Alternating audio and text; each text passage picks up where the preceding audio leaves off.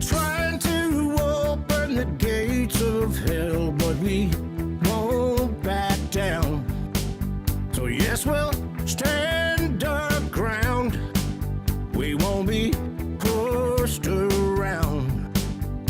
We must keep you from putting our kids in the ground, so we can't stand down. No, we won't back down. We won't back down, baby. There ain't no easy way out. We can't stand down, brother. So we'll stand our ground. And no, we won't back down. 'Cause we know what's right. And we got plenty of fight. And if you think you're gonna keep pushing us around, well, you'll lose that crown. 'Cause we won't back down. We won't back down, baby. There ain't no easy way out. We can't back down, brother. We've gotta stand our ground. And no, we won't back down. You know, it's pretty clear that these lunatics think they have the right to strip us of our rights of self-defense. And if they're willing to do that, what else are they willing to do?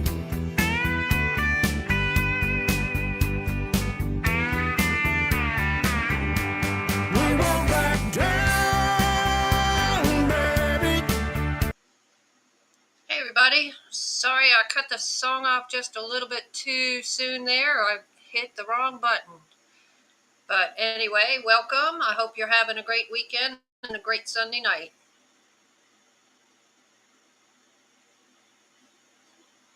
Philip, you with us? Oh yeah, I'm sorry. Yeah, I have to. My mic has got a separate mute on it. I turned it off. Can you hear me all right now? I can hear you great. Okay, good. Okay, so we got a lot going on. We're gonna cover some of what was covered at the in-person meeting just a few nights ago up in Northern Virginia, which is, of course, the main thing going on right now is the General Assembly. So we're going to be talking about a little bit about the gun bills that are up there. And of course, the alert that went out pointed out the good news is that all the gun control bills, all the bad bills are all dead. All of those are wiped out. There is nothing left for the other side to push. So the last gun bill died on Friday. It was a gun control bill, and it was one that sort of expanded or extended the red flag law. And that went down in flames in a Republican Courts of Justice Committee in the House. So there are now 8 bills, pro-gun bills that are left that will all be heard Monday morning. We're going to know, at least as far as the committee goes, the fate of those 8 bills. There are 3 bills that have passed both bodies and are on their way to the governor's desk for him to sign into law. And those are all pro-gun bills. So far we got 3. Now, none of them are extremely strong, but they're steps in the right direction and are helpful. Let's go over some of the bills that are alive. One of the bills this one passed out of both bodies and is now en route to the governor's desk was one that protects our concealed handgun permit information from being divulged. Like, somebody like the FBI came up and said, well, we want your entire permit database because we want to run some kind of check on all your permit holders. That would not be allowed. This is something they tried. It was either, I think it might have been in Nebraska or Missouri. I can't remember which one, but one of those states they tried that and were turned down. But it leaves it open for a bona fide investigation. If somebody's if the police need to check to see if you're a permit holder because you robbed a bank, or if they're going to prosecute you and they needed information for prosecution, then that information is available. It also means for the time being, though, if you're pulled over in Maryland and they check to see if you have any warrants, it'll still flag that you're a permit holder in Virginia. We had a bill that we were getting ready to put in to do that, and we found out that it's more complicated than we thought. So we had to pull that bill. That bill never saw the light of day. We had to pull it because it needs more investigation as to what can and can't be done by the state police on this. So we realized that we didn't have enough information. So that happens. It turns out it's a much more complicated process than we thought. So anyhow, that bill is on its way to the governor's desk. It will provide some protection for us. We have a bill that's headed to the committee on Monday that will allow people that work for state government, with a few exceptions, to be able to have a gun in their vehicle. And that bill is something similar to what we did years ago for local government. If you work for local government, you can have a gun in your car while you're at work. It doesn't mean you can take it out of the car or take it in the building or anything. It just means going to and from work, you can at least have a gun in the car with you, as opposed to having to leave it at home. Well, we've got a bill to do the same thing for state agencies. And ultimately, we want to have that same thing for everybody.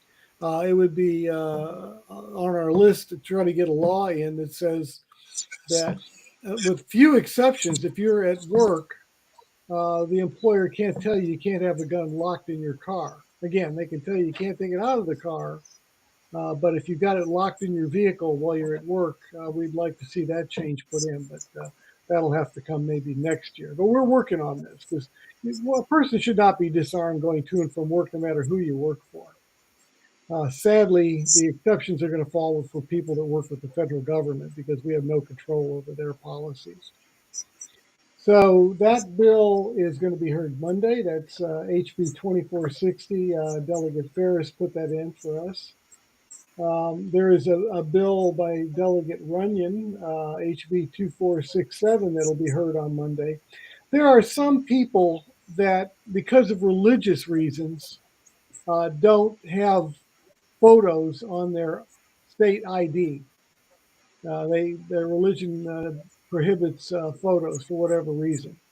So there's a bill that says that's okay if you want to buy a gun. If you're one of the few people that has one of these, you have to go through a bunch of other hoops to get that ID without the photo to prove who you are and so forth. Well, the state allows you to use those. It's a state issued ID. It just doesn't have a photo. And so we just need to make it so in Virginia, you can use it to buy a gun. So that bill is going to be heard Monday. We also have a bill which will be heard Monday, which was one actually Pat Webb wanted put in because she's a gun dealer. We have an antiquated law that goes back to 1990 in that time frame that says that if you get a new driver's license, like you just moved to Virginia or you just turned old, well, let's say old enough to get a driver's license, whatever the reason. Right now, under Virginia law, you got to wait 30 days before you can use that license as proof of identity to buy a gun. By the way, that also applies if you lost your license and had it reinstated. People lose their licenses for a variety of reasons, most of which are not disqualifiers to purchasing a gun. But if your driver's license was reissued and not renewed, there's a 30-day waiting period that applies to that too. You have to wait 30 days after your license or photo identification card is issued before you can buy a handgun or any gun from a dealer in Virginia. And with the private sale background check, that means before you can buy any gun in Virginia. Yeah, that's right. And that's another reason we need to get rid of universal background checks. So we got a court case coming up on that very soon, and I'm hoping we can strike that down. We'll see. We'll know. I think probably sometime in March, if I remember correctly, on that. They delayed it. I don't know when the date is. I want to say it's been moved to August. It was supposed to come up this month, but Yeah, I think it's moved to August. we got several of them. I'm getting them all confused. I know we've got something coming up in July as well. Yeah, the gears of justice go very slowly, especially when you're trying to fix problems like this. But anyhow, that that's what that bill does. So that will be heard Monday, and then we have a bill that made it into law. This one added the U.S. concealed, well, not into law. It's headed to the governor's desk to be signed into law, but it's cleared both bodies, so it's on its way. That is HB 1422 by Delegate Coiner. It's a pretty straightforward bill. It just lets instructors from the United States Concealed Carry Association, USCCA, they can offer courses. They will be able to offer courses good to get a concealed handgun permit. Right now, if you take a course from them, it's up to a judge whether he wants to accept their training as sufficient to get a concealed handgun permit in Virginia.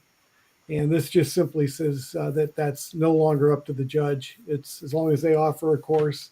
And, these are courses that are very similar to what the NRA offers. So there's, it's something that makes perfect sense and shouldn't be a problem getting signed into law. Then we have going into committee on Monday, we have HB 1407 by Delegate Brewer.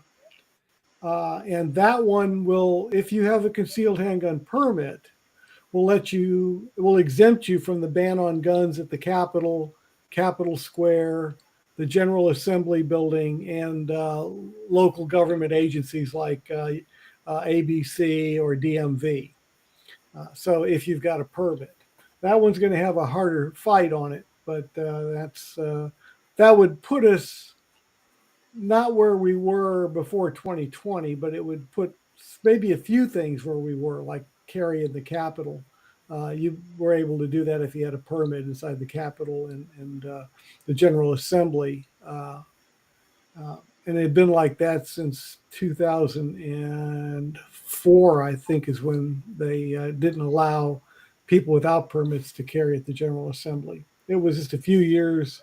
No, yeah, that's right. It was just a few years after 9/11 that went into place. So that's coming up in committee. Also coming up in committee is HB 2420 by Delegate Cordoza. And this, I think, is this is a good bill for people that don't live in Virginia. Right now, they have to get their concealed carry permit through the state police. The rest of us that live in Virginia, we just go to our local circuit court clerk and apply. But if you don't live in Virginia, you don't have a local circuit court clerk, so they made it so you go to the state police, which is fine. The only problem is there was no time limit on how long the state police could take in issuing a permit. And in some cases, they were taking 6 months, 8 months, almost a year, if not a year, during some of the worst times during COVID. And this is a problem. You cannot do that with a governmental agency. You can't say, you know what, take however much time you want, because they will. They will abuse it till the cows come home. So all this does is say you've got to issue that permit within 90 days.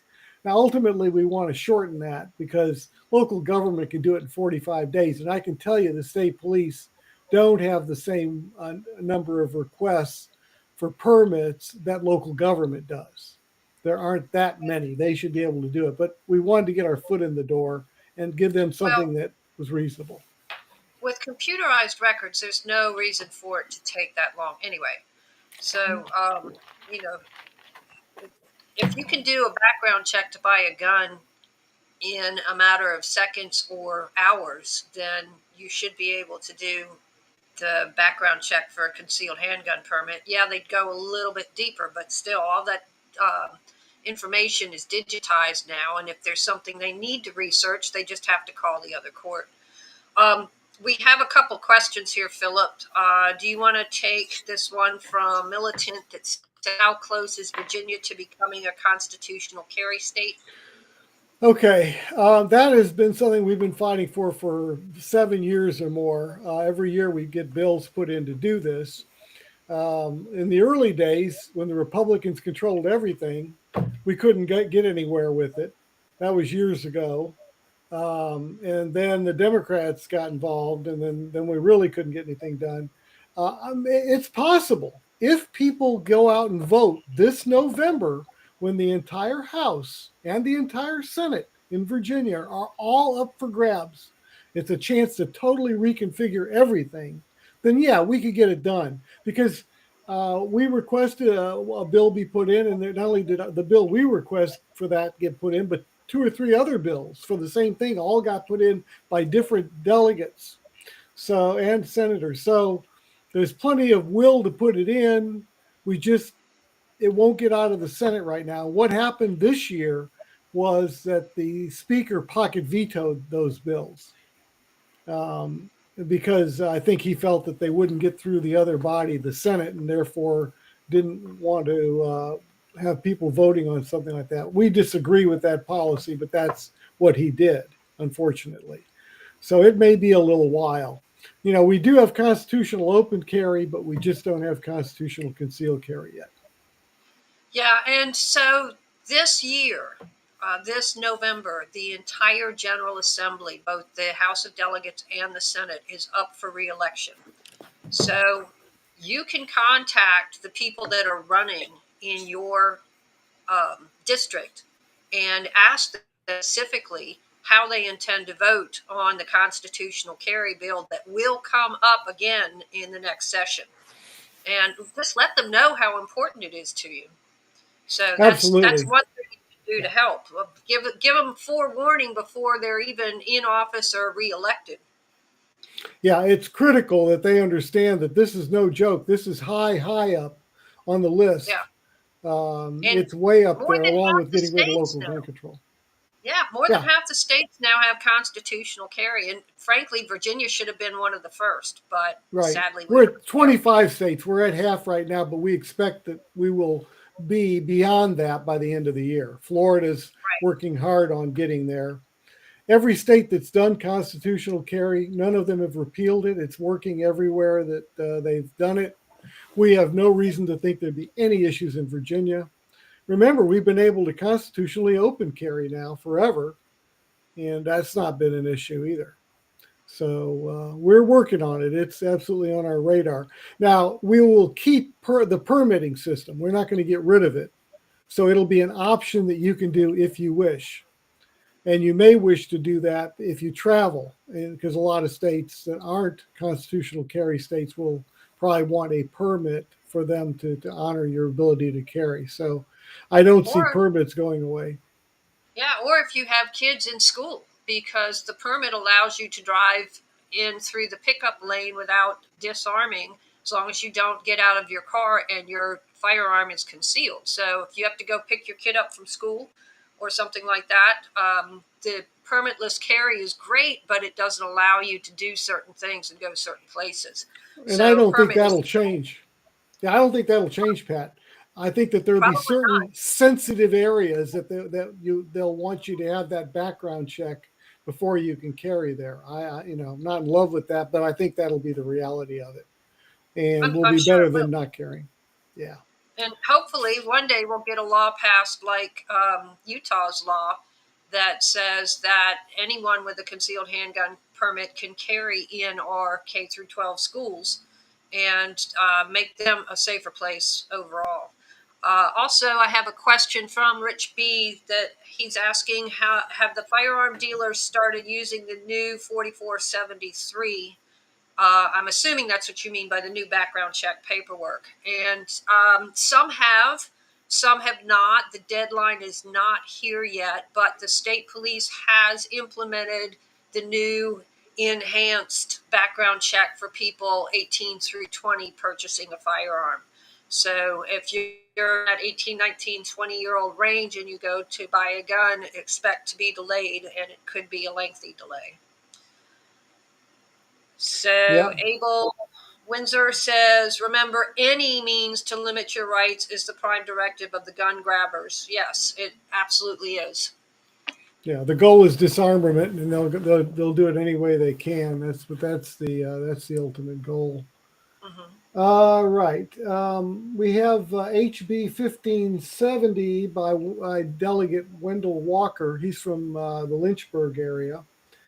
He put in a bill that says that the rest stops in Virginia are exempt from the gun ban in state agencies. Now, we're not talking about permit holders. We're talking about everybody, that they are okay to carry. That's what his bill does, HB 1570. And so that's a subset of what the earlier bill that would have exempted permit holders from all of the bans in local government, in state government agencies. But one that I think would be useful for people traveling to Virginia, not only permit holders, but anybody that's lawfully carrying a gun. You should be able to go to a rest stop. I truly don't think rest stops were planned. That's what the General Assembly was thinking about when they passed that ban. I truly think that was an oversight. So we'll see if that will get through the Senate tomorrow. Then we have another bill that's a clarification. This was put in by Delegate Waxman, and this deals with people that are renewing their permits. Some judges are confused by the way the current law is written, and they think that they need to have you show proof that your original training, whenever that was, because remember, this is for renewals, that your training was in person. Well, some people may have gotten their training 20 years ago when that was your only option anyhow, but may not have any particular proof of it. So that bill clarifies, hey, this is only for new permit holders, that they have to have done their class in person. It's not for renewals. You don't need to do anything but have a permit that's about to run out as your proof of training. So it's just a clarification bill, nothing extreme one way or the other, but it'll make life easier for people that are renewing in certain localities like Fairfax. Shocked that it would be Fairfax, huh? And then the last on the list that's going to be heard tomorrow is one by my delegate, Lee Ware, HB 2298. This is the one that fills in what I think was an oversight from last year. And it's the bill that goes the extra step of saying, last year you had the law changed to where you could possess a switchblade, or what they also call an automatic knife, but they didn't fix the law so you could put it in your pocket. This fixes that so that you'll be able to carry your switchblade knife in your pocket, because it's a pocket knife. It's meant to be carried in a pocket. So this was clearly a mistake, and hopefully we can get that fixed. So far, it's passed the House on a bipartisan vote. So a lot of Democrats are on board with this, as I expected. The last bill to discuss that's still alive is one that's actually headed to the governor's desk. And this is the one where you'll get a tax credit if you wish to take it when you purchase a gun safe or a gun lockbox or anything of that nature. There's a list of things that you can get up to a $300 tax credit. Now, let me talk about this one a little more, because a few people have raised questions on it. And I understand. I think we're always looking at these bills, especially when this one was put in by Delegate Lopez, who's historically not been good on guns at all. He's put in in the past, has put in some pretty tyrannical bills that have all failed. So when this came up, sure, we looked at it very carefully. It's like, okay, is there a catch in here? Is there a trick? Is there something? Some people are concerned that with this law change, that the government will then be able to get a list of people that have bought gun safes and therefore know who has guns. Now, to that, I would say the following. Number one, you don't have to apply for the tax credit. You can still buy a safe and just not apply for the tax credit. Therefore, nothing would be any different for you for you when this law passes, as opposed to in previous years. You just don't get a tax credit. That's up to you. You pass on it. I personally think that if anybody truly believes that this is the only way they can figure out you're a gun owner, I'm sorry, I'm not drinking that Kool-Aid. You use your credit card all the time. They can even do things like they can look at your cell phone and tell where you've been. So they could literally what they call a geofence a gun store and see if you've ever gone into this gun store if you're carrying a cell phone.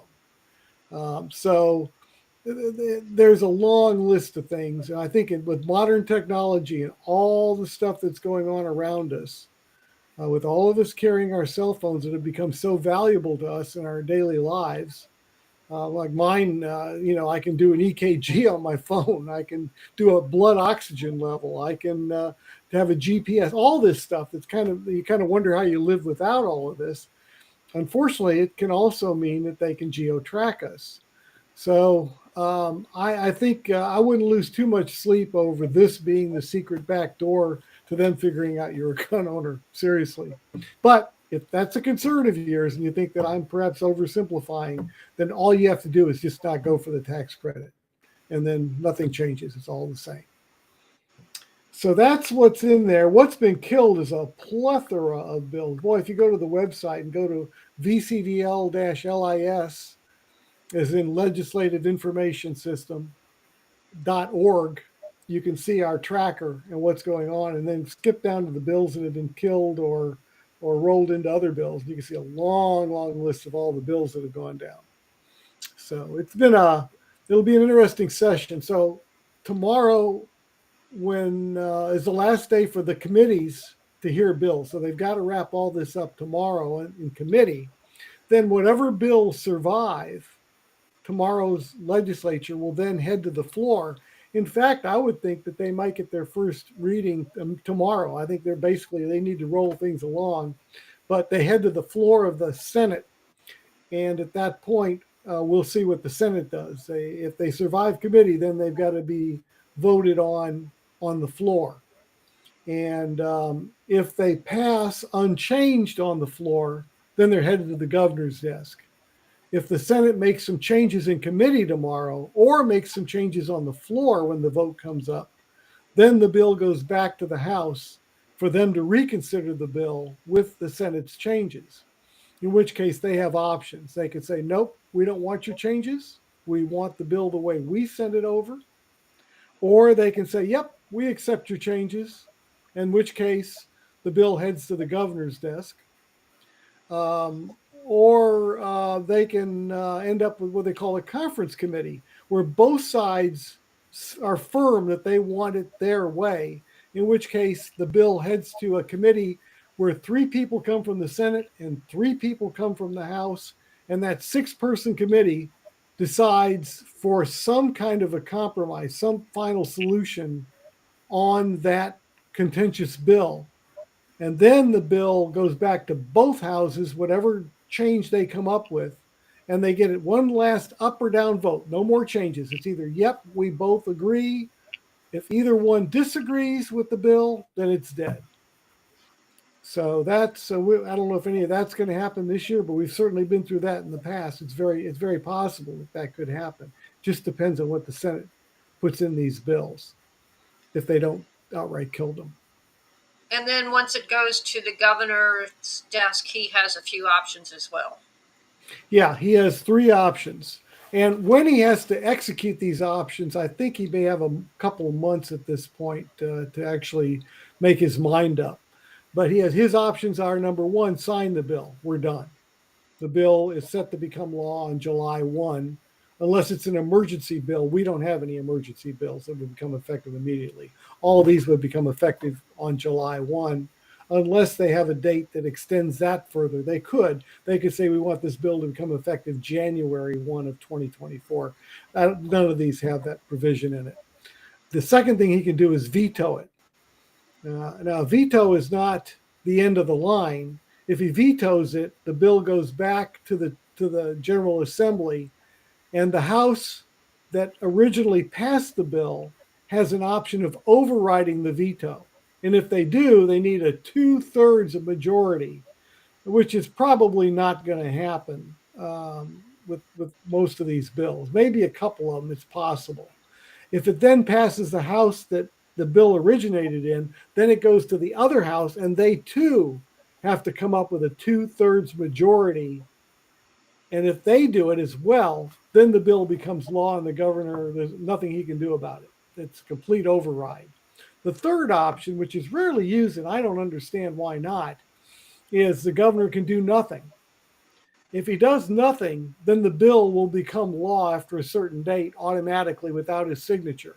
And that's an interesting one because it allows the governor to say, personally, I don't like this law, but I think it's the will of the people in Virginia that this law passed. Therefore, I won't put my name on it. I won't back it up, but I also won't stand in the way. I'll just stand aside and let it become law without any help from me. I think that allows a governor to take the high road on something that the people want that he just disagrees with personally. So I wish they would use that one more rather than just flat out vetoes. But there we are. So we have a comment from JC that first I want to thank JC. He says, we are also blessed to have Philip and Pat fighting for our gun rights. Thank you. But I also want to thank all of you guys because we don't do this alone. We are all in this boat together. And VCDL is effective because when Philip sends out an action item in the alert, you guys take action. And when he calls for people to show up at committee meetings or to write the senators or delegates or whatever, you guys back us up and actually stand in the forefront because your word as a constituent carries a lot more weight than our word as a lobbyist on behalf of you. So thank you guys. We could not do this. VCDL would not be here without you. Yeah, I mean, there's no doubt you guys made a difference. Remember when there was a hospital bill that would have banned carry in hospitals? The legislator that put that in got 4,000 emails in one day. He promised us, and he did. He said, if you don't want this bill, I'll kill it. And he killed it. It never even got a vote. It was like gone. And that's what happens when you guys do your part. If you hadn't done that, might have been a tougher road. We certainly did not want a ban on carry in hospitals. There was something else I saw up here. Hold on, let me. Dana was asking what the probability of the ATS pistol brace getting shot down in court. I would say it's extremely high, extremely high. I don't think the pistol brace is going to survive. The question is, how soon does it get struck down in court? That's the question. In somewhat less than 120 days now, that law will. I think it's 120. Although I think I heard somebody say 180. It's one of the two. I thought it was 120. It becomes effective. I'm pretty sure that's what it was. 120. Yeah. So we're less than 120 days now. And if it doesn't clear court by then, it's at that point, at least it's running while these challenges work their way through the system. Like I said, the wheels of justice can turn very slowly sometimes. So you have to decide what you are going to do. And again, I can repeat a few options for you. Number one, if you have a pistol brace, your options are, number one, you can make that brace so it won't go on your gun anymore. A hit with a sledgehammer to crush it or cut it in half or destroy it in some way. And at this stage, you might want to videotape you destroying it. That's one option. If you really look at the brace and go, it's a hill I don't want to die on. It's not worth it to me. That's one option you've got. Option two, I'm talking about legal options. Obviously, you have the option of just ignoring the whole thing and hanging on to your gun, but you roll some dice there if you do that.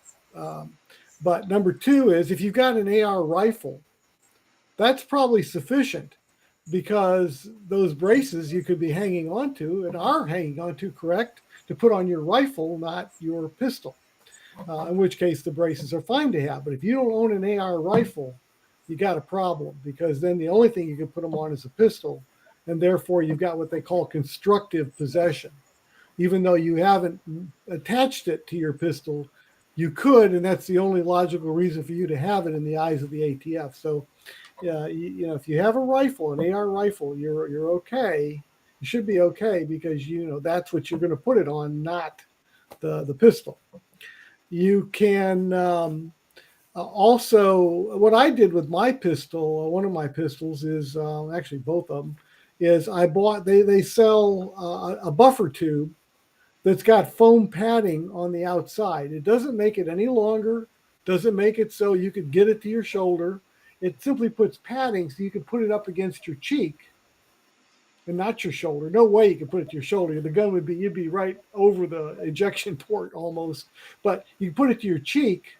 And I put a sling on, one of those quick adjust where you can quickly push out to hold the gun tight or pull in and let the gun extend. Between that being nice and tight and touching my cheek, it actually makes a good 3-point weld and allows for very accurate shooting from what's clearly a handgun and not a pistol brace rifle. There's not a brace on there. I mean, that's an option that I use. That's something you might want to consider. At some point, I may take a picture of what I've got and put it up so people can see what my thoughts on this were and what I've done. Because it's, you know, for me personally, I wasn't that enamored with the arm brace anyhow. I thought this works fine. It's nice and portable. I don't have to worry about that. But that's my thought. The other things are, you know, geez, you can destroy your gun. Oh boy, I'm sure you're all are rushing out to destroy your guns. I mean, you Or know, turn it wow, over to the ATF. oh yeah, you can give it to the government. I mean, what would they want with this evil gun? That's like, ooh, yick. Why we the ATF would want that? Ooh. So you know that's another option if you think they would have any interest in your gun. So, but meantime, you got 120 days before you have to do anything. They say that they're not going to. They say they are not going to be enforcing the law until those 120 days pass. Then they have the option of enforcing it. So this is a mess. Okay, it is an Yeah. absolute mess. It's also important to note that they consider someone that owns a braced pistol in violation of the NFA. So, um, whatever you do, research thoroughly. VCDL board member and attorney Gilbert Ambler has a YouTube channel, The Commonwealth's Gun Laws. He's put up several videos on the pistol brace, so you can jump over after you're done here, of course. Jump over to his YouTube channel and check out some of what he says and do your due diligence. You know, that's part of being a gun owner is due diligence. So, yeah. Yeah, absolutely. Abel is pointing out in the chat that he's saying 40 million possible felonies. Yeah, it doesn't seem like they would enforce this against everybody. Their options are several fold.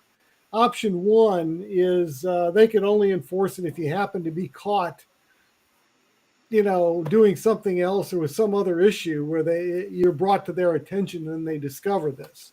So it wouldn't be they were out looking for you, but if you stumbled into their fishing net, then you were caught. That would be one way.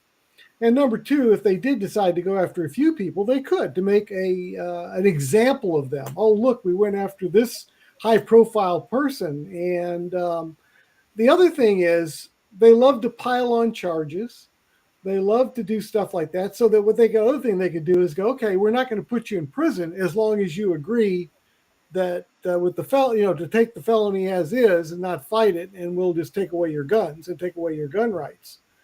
They could do that, in which case they could process a lot of people fairly quickly if they were all not having to go to court, but are rolling over and giving up their gun rights to avoid a charge.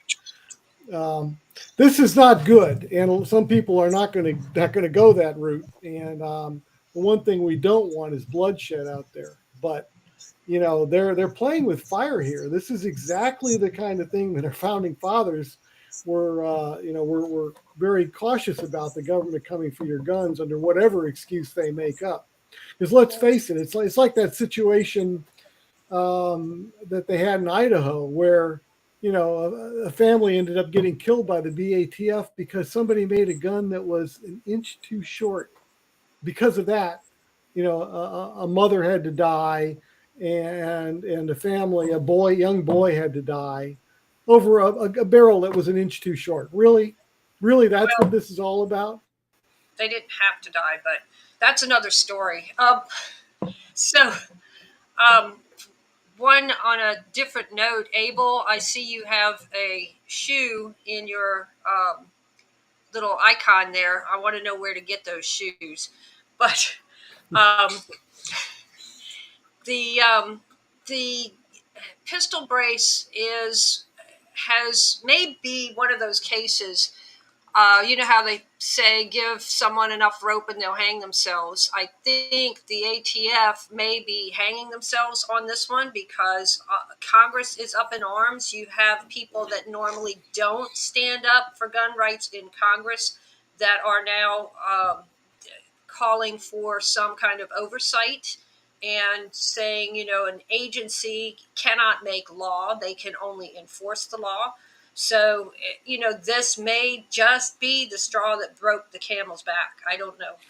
Yeah, I think the gun controllers are all excited about this stuff, and I think the joke's going to be on them in the end. Mm-hmm. In the Kind, short kind of term, they like, may have something. kind of like 2020 when Virginia proposed all that gun control and gun owners showed up from all over the country. So,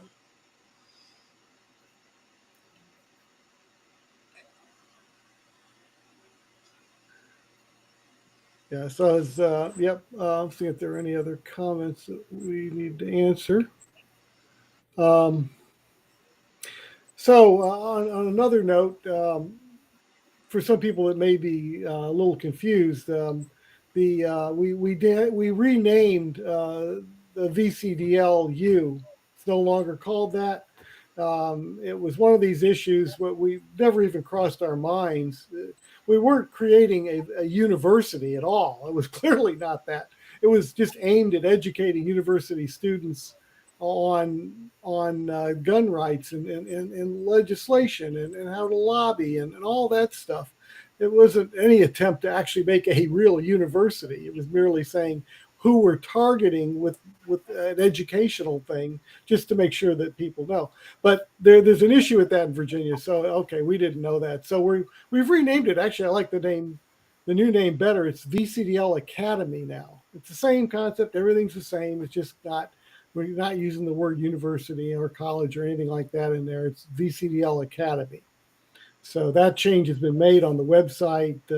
We've changed letterhead. We had to jump through a whole bunch of hoops because we were well down the road, but we got it all done. So it's the VCDL Academy, and that's very much going to be a focus, trying to get young people involved, college age, even high school age, involved in their gun rights.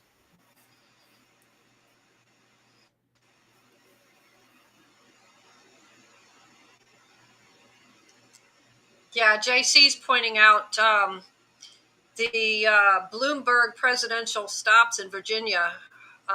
He wasn't so warmly welcomed, was he? So No, he no, he's not bring people popular. out though. Yeah, well, Bloomberg's basically got a hate spot for Virginia. And the reason he does is this will be historical for some of you that are fairly new to gun rights or maybe new to VCDL and really weren't aware of this. Some years ago, it was in the early 2000s, I believe, somewhere in that time frame.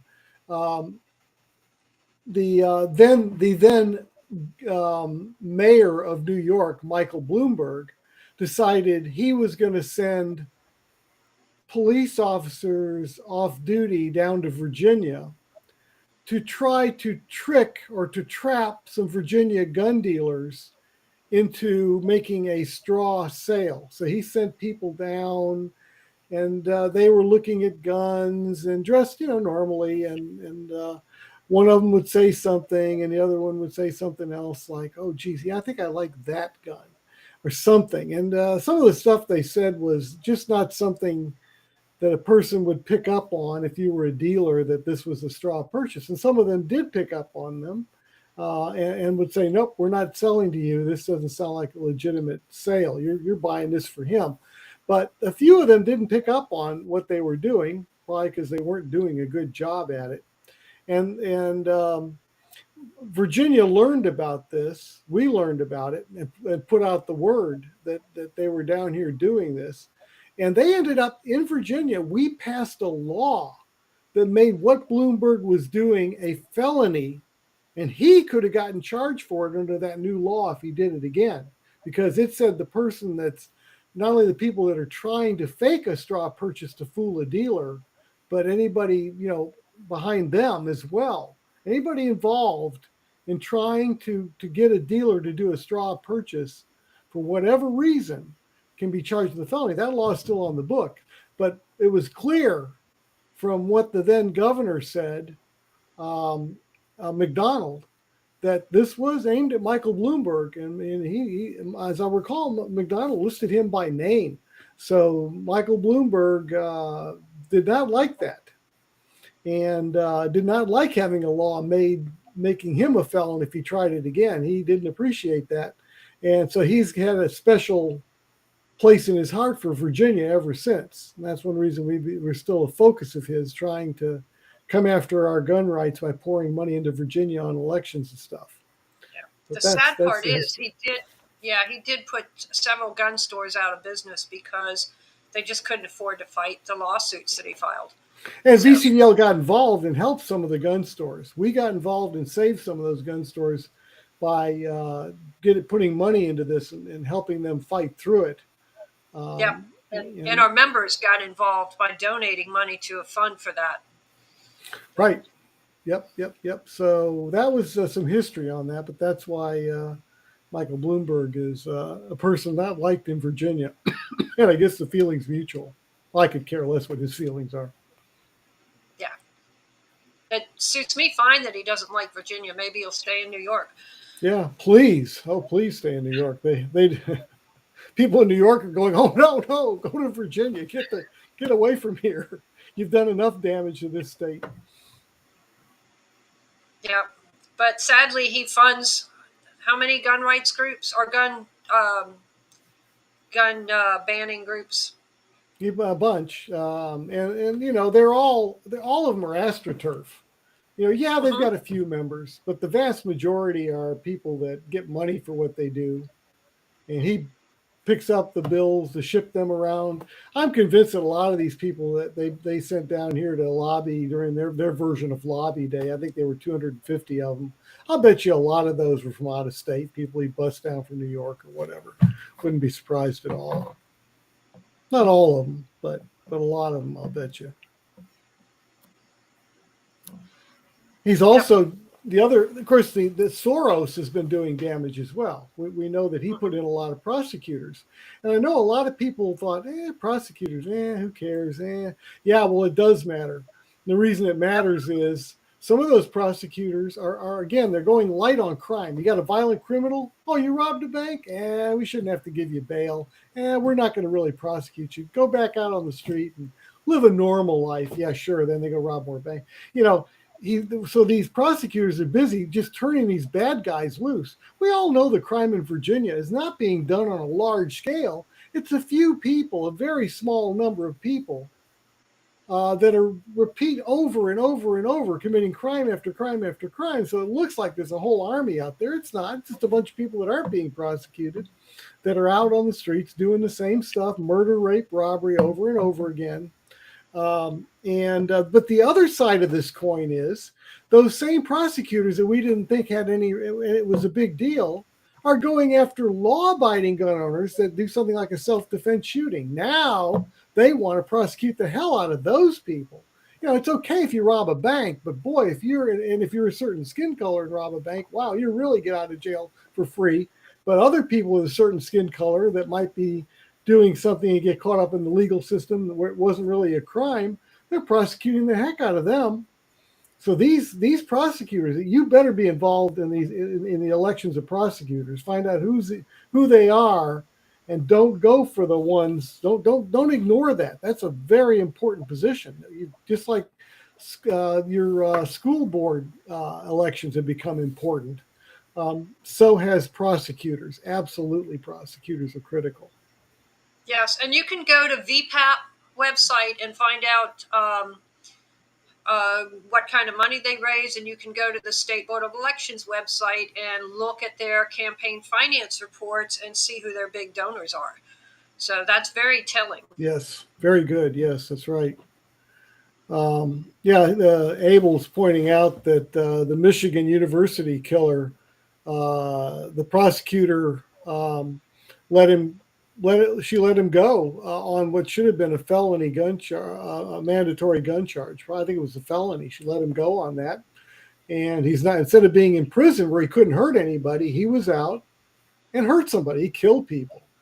And again, the gun laws didn't save anybody. The university there was a gun-free zone. Now, this is something I haven't put in alert yet. There was a shooting in an El Paso mall. Now, that mall, like a lot of malls, including some here in Virginia, which are owned by the same company, if you go over in some corner somewhere in the mall and look at their rules, you'll find that there's a rule in there that says no weapons allowed. Thank God at least 2 people didn't know that and were carrying guns when a mall shooter opened fire in that mall, and he was stopped by permit holders. Again, if they had known about that and had followed that rule, there'd be a lot more dead people in that mall. But again, gun owners showed up with a permit, and in Texas you have to have a permit to conceal or open carry. But at least they have the ability to do it. And they're actually now, I take that back, actually now they're constitutional carry. So the permit's optional. But for the longest time, they had no constitutional anything. But that's what saved the day in that mall. And the police have acknowledged that. And of course, the other side will never admit that. I know next year they'll show up like they always do. Oh no, these gun owners, they never stop crime. It's so rare. It almost never happens. Yet day after day after day, there are events like this that show they're wrong. They just don't want to listen to it. So we've got Delegate Otto Washman joining us tonight, and he says thanks for the update. Want to thank him for serving in the General Assembly, because frankly I wouldn't do it, but we need good people in there that fight for our rights, and he's one that does.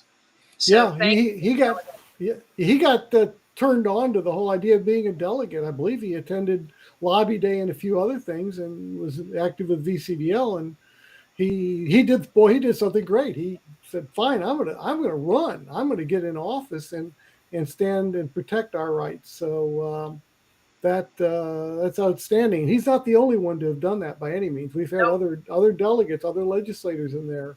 Started out by being VCDL members, went to Lobby Day, learned the tips and tricks, and said, "Hey, why can't I do this?" Right. AC Cordoza is another one that said at Lobby Day, he said that it was Lobby Day that inspired him to run for office. Yep. So Rich Anderson. I've got video of Rich Anderson before he was a delegate and before he was heading up the Republican Party on Lobby Day with one of our VCDL teams going around. He was on a VCDL team. We got pictures of him going in to talk to other legislators. And he went on to become a legislator in the House and went on to have a high position in the Republican Party. You know, here's the thing. A lot of people think that you have to have some special credentials or something to run for office, and you don't. You have to have the desire to do something to change the way things are. And so, to all the people that do that, to all the people that step up and say, well, I don't like the way this government is working, whether it be local or state or whatever, I'm going to do something to change it. I'm going to run for office so that I can make a difference. And it takes people working on all sides, both in office and lobbying and talking to other people. That's one thing that VCDL Academy is about, is talking to the younger generation and helping them understand what the Second Amendment really means, and then helping them share that knowledge with other people. So again, thank you, Delegate Washman, and we appreciate your service. So, and thank you to all the VCDL members out there that take action as well. Yeah, and by the way, of course, we have redistricting this time around, so the districts are going to shift. I know, so you're going to need to learn whose district you're in. And I believe that the state Board of Elections website can help you with that by putting in your information, because it's going to change. In some districts, they're putting two incumbents against each other, where they're now part of the same district, and so that'll create some interesting dynamics for both Republicans and Democrats. So it's important that you check into that, so you know who to support in your new districts. I for one lost a very anti-gun senator, and hopefully, will in my new district will get somebody that's very pro-gun. Yep. So I just put a website up on the screen, vpap.org, and that's a place where you can look at the changes in your district and look at who's running in your district, and it'll link you to each of the candidates' websites. And like I said before, you can look up who's supporting them on the State Board of Elections website. It shows you any donor that has given them over $100 in a calendar year. So the big donors will be listed on there. Yeah, so you can be on the lookout for big donors with the name Bloomberg or Soros behind them. Or they're clever. They create tons of these other little organizations under them that give money that it's not obvious that they're the real puppeteer behind the organization. But you can check into that. Also, VCDL will be publishing the voting record. Somebody with like 100% voting record, I don't care who's running against them, unless they have another 100% voting record. That gives you a pretty good idea on who you want to vote for in that. And also, very important, a lot of the primaries will be coming up where you're going to have Republican versus Republican in the primary. You want to be active in that primary. Don't let somebody else pick which of the two is going to run against the Democrat. Don't do that. You be one of the people that picks that. And the only way you can do that is if you're active in the primaries. Get involved in that. If you got a candidate you like, give them money. Give them whatever you can afford to make sure that they have the funds necessary to win the primary and the election. This is where, and go door to door if you can. Knock on doors. Say, hey, I'm your neighbor down the street. If you believe in your right to protect yourself, you need to vote for so and so. You can do that. My part of the organization can't tell you who to vote for or who not to vote for. The PAC can tell you, and the PAC will be very active. They're going to be a part of this whole process. So this election is so critical. We're either going to be. Go ahead. Yeah, I was going to bring the PAC up while we were on this subject, because the PAC is the arm of VCDL. They're a separate entity, but they are the part that can actually contribute to campaigns or run an ad on behalf of an individual candidate. And they cannot take money from VCDL, and they don't have membership dues. So the VCDL PAC lives entirely off of donations from people like you. And this year is going to be so very important, since the entire General Assembly is up for grabs. So if you can spare some extra change, $2 even. If 100 people donate $2, then that's $200.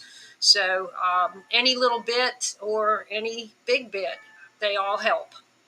Yeah, and this is particularly the time to do it, because right now we've got the Republicans are controlling the governor's mansion, the lieutenant governor, and they control the House. If they have to keep the House, if you don't vote, they lose the House.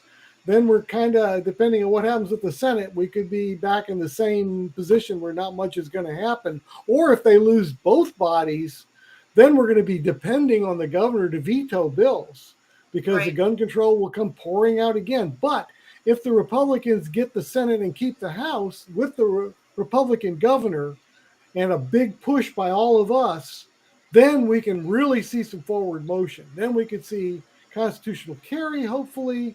We could see a repeal of local gun control, gone. We could see being able to carry again at state agencies and the General Assembly and all that again. So we could turn this state around and go back to where it had been for so many years and where it should be, Right.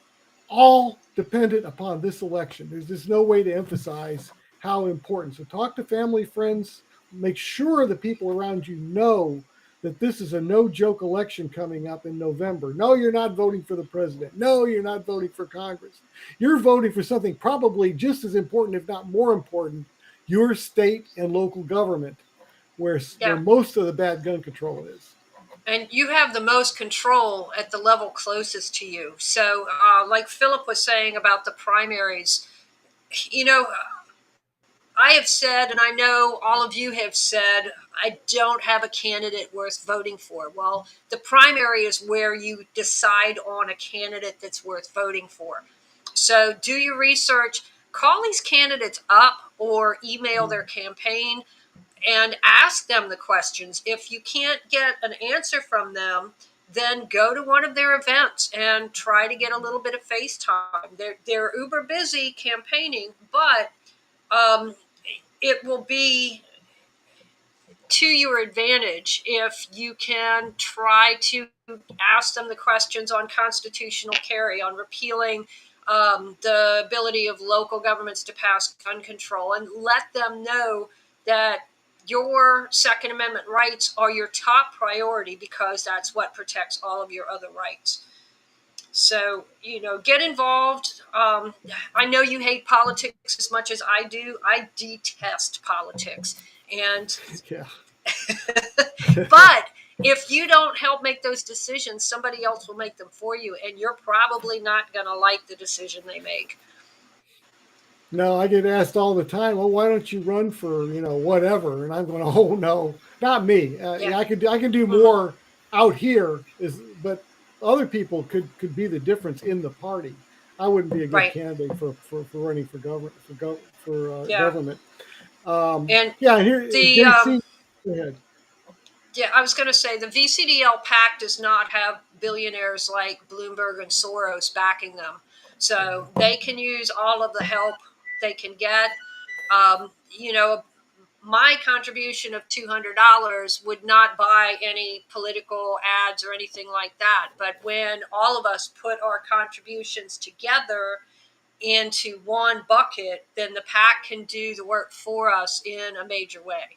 So, and then we got VCDL Academy too is going to be busy knocking on doors. Yeah, and they've got a candidate forum coming up, I believe, in the 12th Senate District. So, watch your emails for that. That should be very exciting. At this point, I think all three candidates have confirmed attendance. So we're excited about that. Yeah, that's the Amanda Chase and Glenn Sturdivant.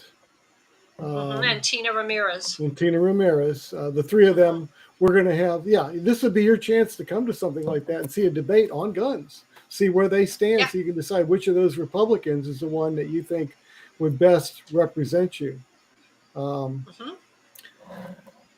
So that's one of there'll be a couple others as well that are going to be done by the VCDL Academy.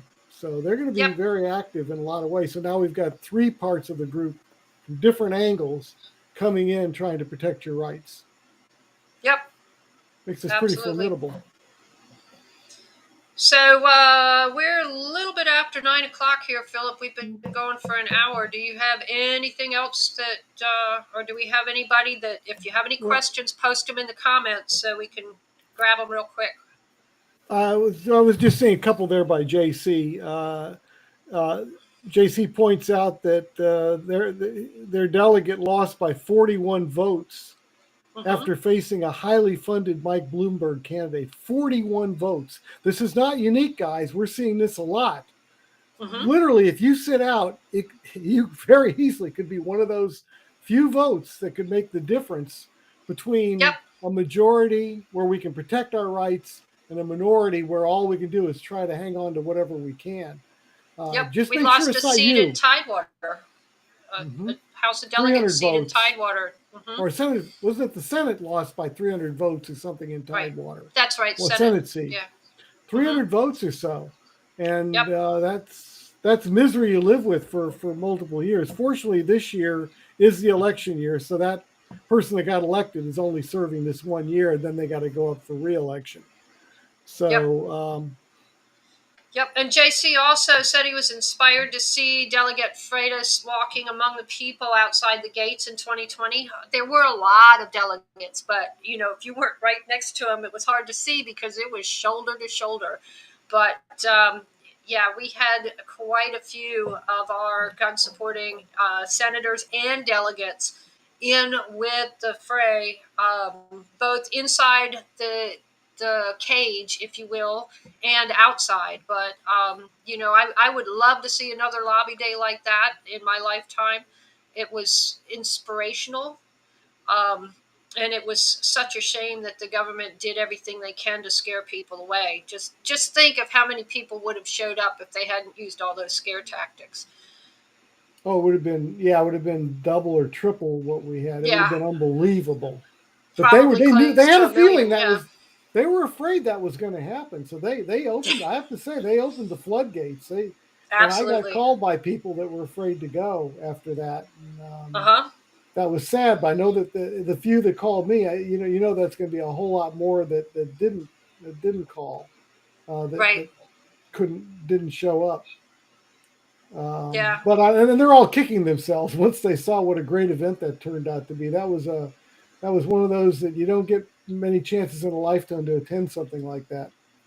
Well, I know that one of our neighbors was not going to go, and my husband went over and dragged him into the car and took him down there. And he was so glad that he actually went. You know, once you got there, and the atmosphere was just so welcoming, and the camaraderie was amazing.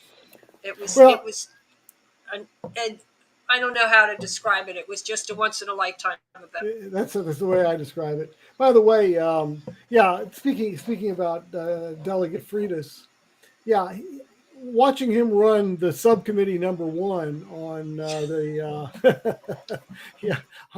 on public the highlight of public my safety. Career. Yeah, that was great. I mean, let me tell you something. Delegate Freitas knows how to run a committee, and he does a great job. He's a hell of an orator, anyhow. But what had happened was the Democrats in the Senate, one of the committees decided, the chair of the committee decided that any bill, these weren't gun bills, but they were bills that were House bills that were in the Senate. And the committee chair said, you know, if we've already heard this bill, or we've heard a similar bill, whatever that would be, then we're not going to let the delegates that are here to testify on their bill, we're not going to hear from them. We're just going to ignore them, and we're going to go ahead and vote on their bill. And so all these delegates took time out, sat there for an hour or two waiting to be heard, and then they weren't heard at all. They just had to walk out. Well, Delegate Freitas brought that up when his subcommittee met. He says, okay, we're going to play by the same rules that the Senate just played by. And he looked at the list of bills. He said, okay, I see about 5 bills here that are similar to bills that we've already killed or heard in this committee. So we're not going to hear from you senators sitting there in the front row. We're going to go ahead and just vote on your bills. And that's what he did. And so those senators walked out with their tail between their legs. And one of them was Senator Favola. Well, when Senator Favola, I think it was Friday afternoon, she was the last one to speak in the Senate. And she goes, yeah, and she gave this big lecture to the Senate about gun control and all this, that, and the other. And then she whines about how she didn't get a chance to speak on one of her bills, and they modified it, and she doesn't know anything about it because she didn't have a chance. And she didn't bother to point out to the Senate that what happened to her was merely what the Senate started. You know, if you start a war, you got to expect the other side to fire back, and they did. And so she didn't mention that. Oh, well, we started that here in the Senate, and I had to pay for it over in the House. Oh, well, boo-hoo. That just, I was sitting there, that the dishonesty was just so typical. But, didn't want to admit. Dishonesty? Shocking. Shocking. Yeah. So when a bill is heard in subcommittee, that is like the senator or delegate's chance to make their big pitch for the bill, because in subcommittee is where bills live or die. So it is customary when a bill is presented to a committee or subcommittee that the senator or delegate that presented that introduced the bill in the first place gets a chance to say why they introduced it, offer expert testimony from people that asked them to sponsor the bill, all that sort of thing. They answer questions of the committee. That's where maybe amendments are made, things like that. So to not give a senator or a delegate the opportunity to pitch their bill in the first place in a committee or a subcommittee is the ultimate rudeness. So I really applauded Delegate Freitas when he handled it the way he did, because it was very polite, but it was very exacting. And there was a committee meeting a week before that, or 2 weeks before that, where he made another oration, and I've put it up on our YouTube channel. It's Gun Control Smackdown. So do yourself a favor and go over and watch that, because it was absolutely priceless. And So. you know, he did, but he was nicer. He was nicer, Mm-hmm. believe it or not, than they were in the Senate. In the Senate, they took all those bills that the Republicans had without any testimony in that committee, and they did what they call a pass by indefinitely. That is, the bill's dead. It's gone. Don't talk to me anymore about it. Yep. Done for the year. Mm-hmm. We're done with this guy. But what Freitas did is he said, I'll be nicer to you guys than you were to us. I'm going to take the high road. We're going to table your bill, which means that in theory, it could be brought up again and reconsidered and voted on, which is what they did. They tabled every single bill. But the Democrats were so hateful of that whole setup that all the ones that were on the committee voted against tabling the bill. So they all lost the vote. So in other words, Republicans all voted to table these gun control bills. The Democrats all voted to not table them. But when they did that, they outsmarted themselves by half. Right. Whoever votes on the prevailing side of a bill that's laid on the table can ask for the bill to come back at a later time. And so if any of those Democrats had voted on the prevailing side, had voted to table the bill, they could have then the next committee meeting say, I want to bring it back. But they were so mad, they didn't even think to do that. Yep. So they shot themselves in the foot, figuratively. Mm-hmm. So those bills are dead and gone. So it's we'll see what happens. So the next time we have one of these meetings, we'll know the outcome of most of the bills. I don't know if we'll know which ones the governor signed yet or anything, but we'll certainly know the outcome of the General Assembly. And also by then we'll be in a mode to basically let the 3 senators that were Republicans that voted for gun control, we're going to remind them through various means that we're not happy. And we'll be discussing how we're going to do that, the best way to approach it, so they understand that gun owners were watching and did not approve of them supporting any gun control. Well, obviously we don't support any of the Democrats that support gun control constantly. But Republicans, the platform for Republicans is to support gun rights. And when they go against that and support red flag laws or support assault weapon bans, they particularly have to be called out, because they're going not only against their oath of office, but they're also going against the platform of the very party that they're from. And there were 3 of them that did that. We won't be forgetting that anytime soon. All right. Well, thank you guys for joining us tonight. If you enjoyed this, hit the like and subscribe button. I'm obligated to say these things when we're broadcasting. These will all be posted on the Facebook and YouTube platforms, so you can share them with your friends. If you missed part of the broadcast, or if you're watching it at a later date, you can listen to it on your commute or whatever. Don't watch it while you're driving, but listen to it. So thank you for joining us, and Yeah, have a thank you. great evening. And we'll see you again next month, and watch the alerts. We're going to have Yep. some news on Monday evening as to what happened. If you're on Twitter, watch your Twitter account, because if I can, I tweet out these things as they happen in committee, so you'll know the outcome right away. If you're not, you have the other option is watching the committee. If you're home or you're at work and you can watch the actual committee, you can go to the General Assembly website, and there's a link there, and you can actually watch as things are unfolding, and you can see the votes yourself. So either way. Oh, it's really exciting. Yeah. Well, they're talking about guns is exciting. So it's one of those things where it's 98% boredom and 2% sheer terror. So yeah. Yep, that's exactly what it is. Yes, Abel, they shot their foots with the U.S. Wisconsin 16-inch broadside 9 rounds. Absolutely. Yep. But then when you get all emotional, you're not thinking straight, are you? Nope. All right, folks, we will see you on the next one. Goodbye.